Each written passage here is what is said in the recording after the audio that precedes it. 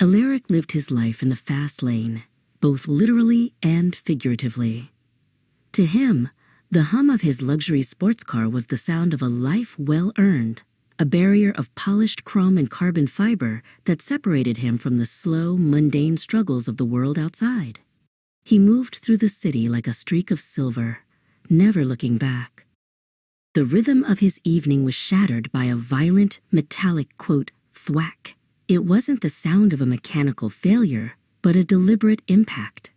A heavy object had collided with the passenger door, sending a shockwave through the chassis and Alaric's ego alike. For the first time in years, his momentum was forced to a halt.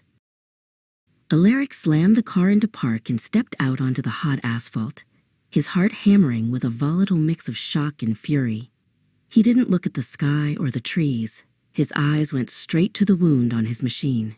A deep, jagged crater now marred the door, a permanent scar on his most prized possession. "What have you done?" Alaric roared, turning his gaze toward the sidewalk. Standing there was a young boy named Leo, his small frame trembling.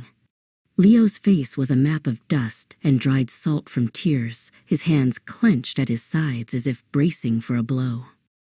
"I'm sorry, sir," Leo sobbed, his voice cracking under the weight of his desperation. "I didn't know what else to do. I've been standing here for an hour waving my arms, but everyone was going too fast. No one would stop to look down." Leo's words acted like a cold splash of water, extinguishing Alaric's fire. He followed the boy's frantic gesture to the edge of the road. Down in the tall, damp grass of the ditch, Alaric saw a flash of metal and a person. It was Leo's brother, Luca, lying motionless beside an overturned wheelchair.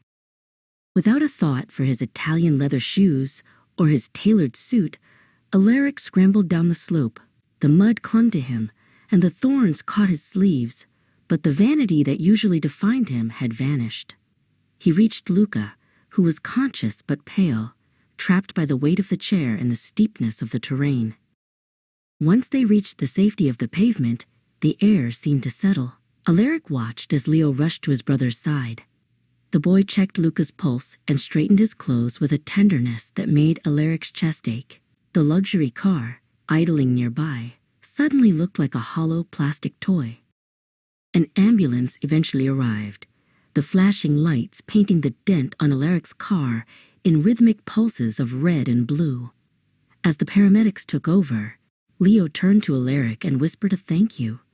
Alaric watched them go, standing alone in the quiet that followed, his hand resting near the ruined metal of his door.